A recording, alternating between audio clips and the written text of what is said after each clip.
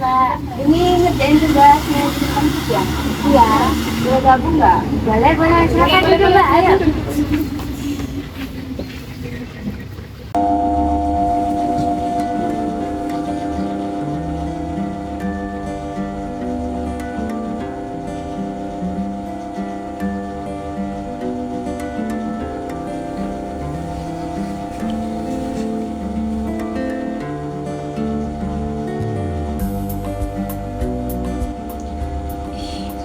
Kok Instagram aku ini ya boring ya, nggak ada foto-foto sama videonya. Apa aku post aja ya? Post foto dulu. Aku post.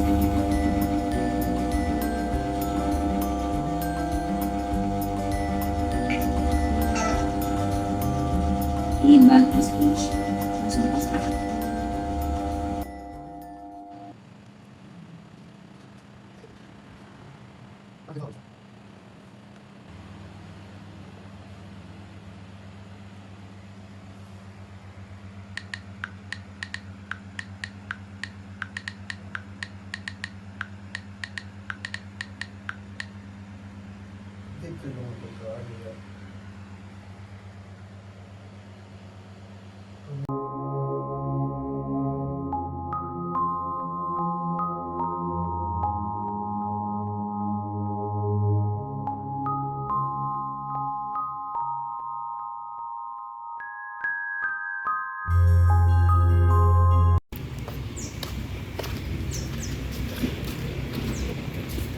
Boleh gabung nggak? Boleh, boleh dulu aja.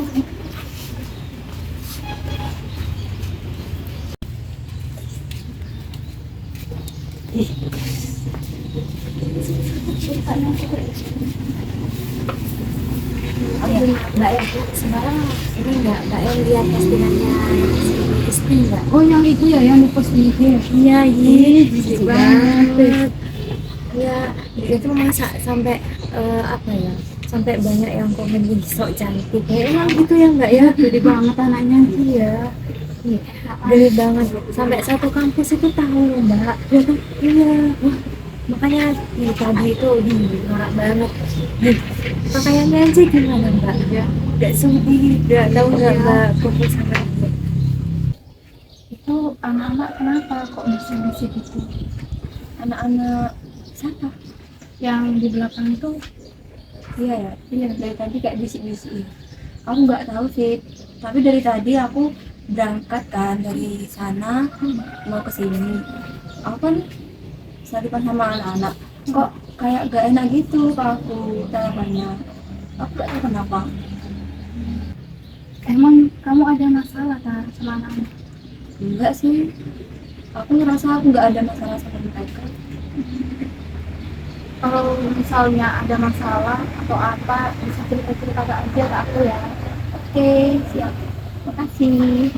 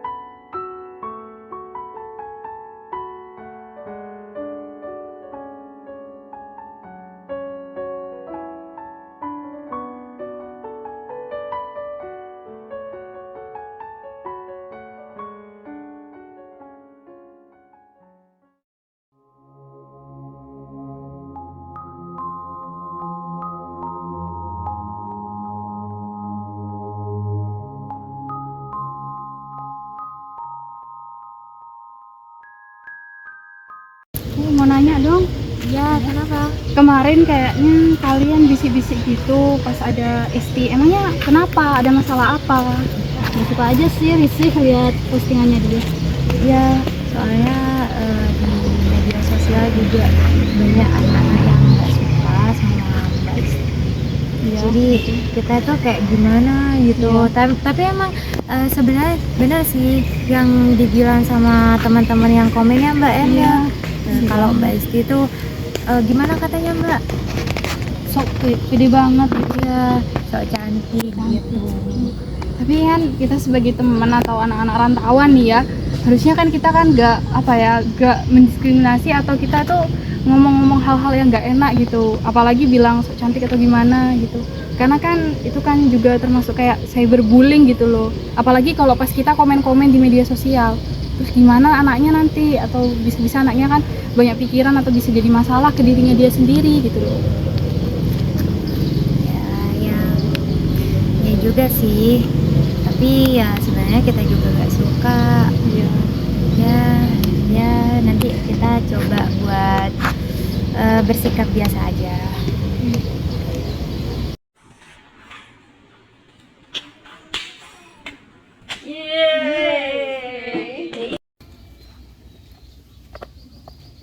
Nah, itu tadi cuplikan video tentang cyberbullying.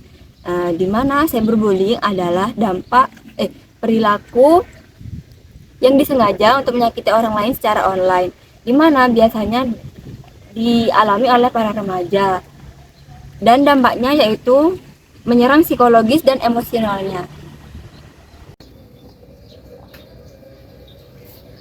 Oke teman-teman, di sini ada beberapa yang menjadi ciri-ciri dari tindak perilaku cyberbullying.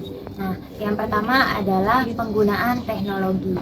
Mengapa? Karena perilaku cyberbullying ini bisa dilakukan dalam segi media sosial seperti Instagram, terus Facebook, dan juga TikTok dan lain sebagainya. Nah, yang kedua yaitu ada anonimitas. Nah, apa sih yang dimaksud dengan anonimitas itu? Nah, anonimitas ini adalah perilaku cyberbullying yang dilakukan secara anonim. Nah, jadi pelakunya itu merasa terlindungi dalam anonimitas ini. Nah, yang ketiga itu ada repetitif. Repetitif ini sering terjadi berulang-ulang kali karena adanya komentar atau pesan-pesan yang merupakan perlindungan dari pelaku terhadap korban. Dan yang keempat itu ada menyebar dengan cepat. Nah, berhubung cyberbullying ini merupakan perilaku yang dilakukan secara online, nah jadi penyebarannya itu lebih cepat daripada bullying yang terjadi secara offline, sehingga orang-orang yang awal mulanya tidak tahu menjadi tahu dengan adanya media sosial dan lain sebagainya. Dan yang terakhir itu sulit diidentifikasi. Mengapa? Karena cyberbullying ini karena dilakukan secara online dan juga ada perlindungan dari bukan perlindungan, maksudnya si pelaku merasa terlindungi dengan adanya anonimitas tadi, yaitu sehingga membuat masalah cyberbullying ini menjadi sulit untuk diidentifikasi secara hukum.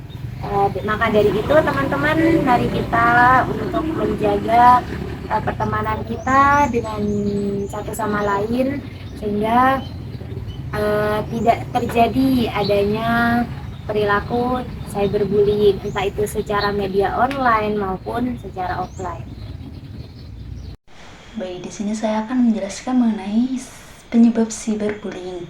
Yang pertama itu ada kurangnya kemampuan dalam mengontrol perilaku. Kemudian yang kedua itu ketidakmampuan mengelola emosi, sehingga memicu hasrat untuk balas dendam demi menyesuaikan diri dengan lingkungannya. Nah, kemudian yang ketiga itu ada pengaruh dari gadget, tontonan yang tidak sesuai dengan usianya. Nah, kemudian ingin diterima dalam pergaulannya ataupun pengaruh dari orang-orang di sekitarnya untuk melakukan cyberbullying. Nah, dari kelompok saya itu video dokumentasi tentang cyberbullying. Dampaknya yang pertama, korban akan merasa mendapatkan kekerasan secara online. Nah, tindakan kekerasan secara online itu yang menyebabkan korban itu merasa seperti gangguan mental, depresi, cemas, dan bahkan merasa kalau dirinya itu akan melakukan tindakan hal-hal yang mohon maaf itu di luar kendali dia, seperti indikasi untuk bunuh diri. Dan yang kedua, korban itu tindakan perundungan dapat merusak kepercayaan diri korban. Korban merasa bahwa dirinya itu tidak berharga dan korban itu rata-rata merasa kayak insecure gitu. Karena mereka mendapatkan yang namanya bullying atau tindakan kekerasan secara online terus-menerus. Dan yang ketiga, dalam hal akademis itu sangat mempengaruhi korban karena korban itu tidak bisa konsentrasi dalam belajar dan tidak bisa belajar dengan baik karena emosi dan mentalnya itu sangatlah terganggu karena dia sudah merasakan yang namanya cemas, gelisah, dan emosinya sangat tidak stabil. Dan yang keempat yaitu semakin responsif cara pelaku cyberbullying, maka semakin peka cara berperilaku korban cyberbullying. Korban akan merasa tidak aman pada bersosial media. Korban merasa kalau tindakan perundungan secara online terus-menerus membuat korban itu akan merasa tidak aman dalam melakukan media sosial. Yang keempat, korban merasa tidak aman secara online karena mendapatkan tindakan perundungan secara online. Maka karena itu korban itu tidak bisa melaksanakan kayak hubungan secara positif di media sosialnya. Dan yang kelima, trauma dan pengalaman negatif yang dialami korban bullying dapat mempengaruhi kesehatan mental dan secara psikologis itu membuat dia itu tidak bisa bersosial dengan baik. Sekian, terima kasih dari penjelasan saya. Teman-teman, kita sudah menyimak terkait apa itu pembulian, apa itu tentang cyberbullying. Nah, di sini ada banyak ciri-cirinya, penyebab bahkan dampak dari pembulian itu sendiri. Entah itu pembulian secara online, offline, nah itu sudah banyak memakan korban.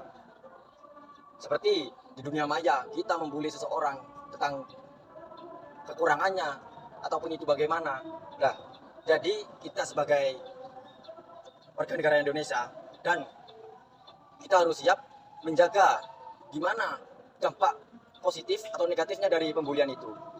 Jadi saya cuman bisa menyimpulkan tentang video yang sudah dibuat dengan rekan-rekan saya. Jadi selebihnya mohon maaf apabila ada kesalahan. Wassalamualaikum warahmatullahi wabarakatuh.